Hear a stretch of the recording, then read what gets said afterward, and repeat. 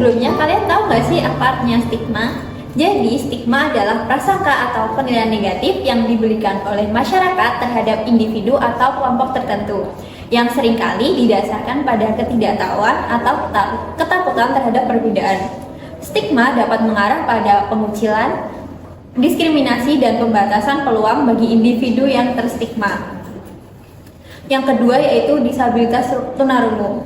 Disabilitas tunarungu sendiri merujuk pada kondisi ketidakmampuan mendengar sebagian atau seluruhnya yang mempengaruhi kemampuan seseorang untuk berkomunikasi secara lisan.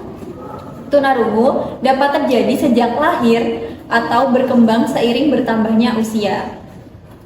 Ada berbagai tingkat gangguan pendengaran, dari yang ringan sampai yang berat, yang dapat mempengaruhi seseorang dalam berinteraksi dan berpartisipasi dalam masyarakat. Ada berbagai bentuk stigma terhadap disabilitas tunarungu. Yang pertama, stigma sosial, yaitu anggapan ketidakmampuan. Banyak orang masih menganggap individu yang memiliki tunarungu sebagai orang yang kurang pintar, tidak mampu berkomunikasi dengan efektif, atau terbatas dalam kegiatan sosial dan profesional. Yang kedua, pengucilan dan diskriminasi.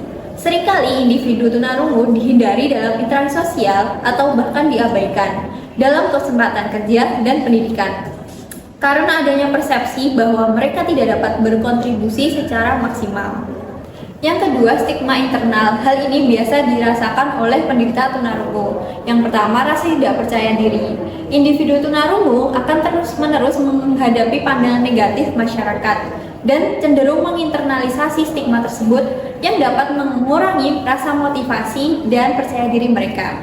Yang kedua, merasa terpinggirkan. Dampak dari stigma sosial yang berkepanjangan adalah perasaan terisolasi dan terpinggirkan yang dapat memperburuk kondisi mental dan emosional mereka. Selanjutnya yaitu stereotip yang salah. Keterbatasan komunikasi membuat orang-orang salah kaprah bahwa semua orang tunarungu tidak dapat berkomunikasi dengan baik atau tidak dapat memahami pembicaraan orang lain. Padahal banyak dari mereka menggunakan bahasa isyarat atau alat bantu untuk berkomunikasi. Tidak bisa berkontribusi masyarakat. Hal ini merupakan stereotip lain bahwa anggapan tunarungu tidak dapat berfungsi atau berkontribusi secara penuh dalam pekerjaan, pendidikan, kehidupan sosial, yang tentu saja hal tersebut tidak benar. Dampak stigma terhadap individu tunarungu. Yang pertama, dampak psikologis.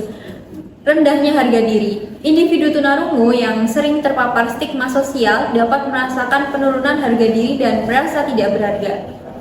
Selanjutnya, kecemasan dan depresi. Perasaan terisolasi dan tidak dapat diterima dapat memicu gangguan kecemasan dan depresi yang mempengaruhi kualitas hidup dari anak tunarungu tersebut. Selanjutnya, masuk ke dampak sosial. Poin pertama, kesulitan dalam berinteraksi. Stigma seringkali membuat individu tunarungu merasa kesulitan berinteraksi dengan masyarakat. Mereka mungkin merasa diabaikan, dihindari, atau tidak diterima. Poin selanjutnya, pengucilan dari kesempatan sosial dan profesional. Kesempatan kerja, pendidikan, atau kegiatan sosial lainnya mungkin lebih sulit diakses bagi mereka yang menghadapi stigma padahal mereka memiliki potensi yang sama. Selanjutnya berkaitan dengan dampak fisik. Poin pertama, stres berkepanjangan. Stigma yang dialami dalam waktu lama dapat menambah beban mental yang berujung pada masalah fisik, seperti gangguan tidur, tekanan darah, dan gangguan kesehatan lainnya. Kita masuk ke dalam bahasan cara melawan stigma terhadap disabilitas tunarungu. Yang pertama yaitu edukasi dan penyuluhan masyarakat. Hal ini bermanfaat untuk meningkatkan pemahaman tentang tunarungu. Caranya dengan mengedukasi masyarakat tentang apa itu disabilitas tunarungu, bagaimana cara berkomunikasi, dan potensi dan kemampuan yang dimiliki oleh mereka. Kedua, menyebarkan informasi tentang bahasa isyarat. Ini untuk meningkatkan pengetahuan tentang bahasa isyarat sebagai alat komunikasi yang efektif bagi tunarungu.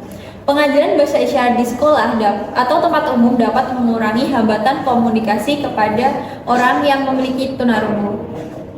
Yang kedua yaitu promosi inklusi dan aksesibilitas.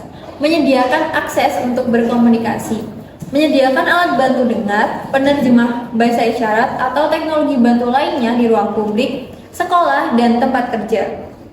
Memberikan kesempatan yang sama, yaitu dengan cara menjamin akses yang setara di bidang pendidikan, pekerjaan, dan kegiatan sosial dengan memberikan perhatian pada kebutuhan khusus individu tunarungu. Selanjutnya yaitu mendorong sikap empati dan pengertian. Caranya yang pertama yaitu mengubah perspektif masyarakat.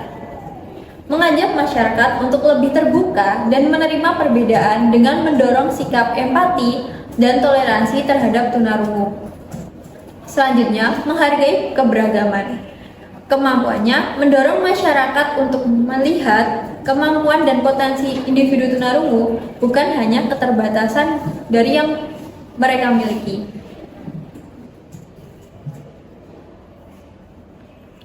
Yang selanjutnya yaitu pemberdayaan komunitas tunarungu. Caranya dengan membangun kesadaran dan solidaritas dengan cara membentuk komunitas atau organisasi yang mendukung individu tunarungu untuk saling berbagi pengalaman, memberikan dukungan emosional, dan meningkatkan kesadaran publik. Poin selanjutnya yaitu pelatihan, keterampilan, dan pengembangan karir.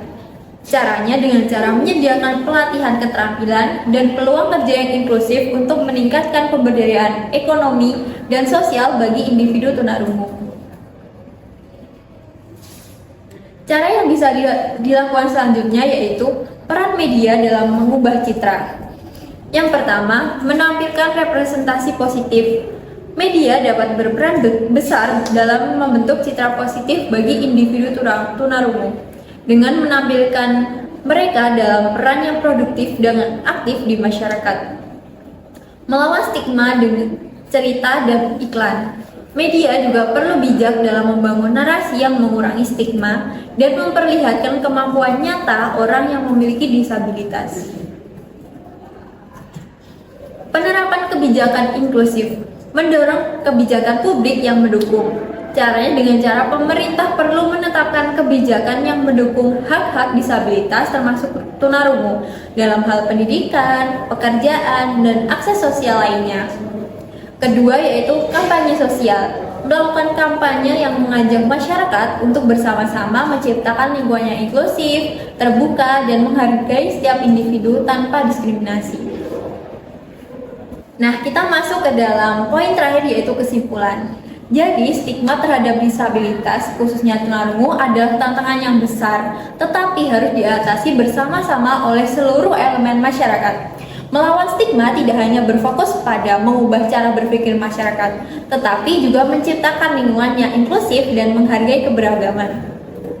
Dengan edukasi, pemberdayaan, dan penerapan kebijakan yang inklusif, kita bisa membantu membangun citra positif bagi individu tunarungu, serta memastikan mereka mendapat kesempatan yang setara untuk berkembang dan berkontribusi di masyarakat.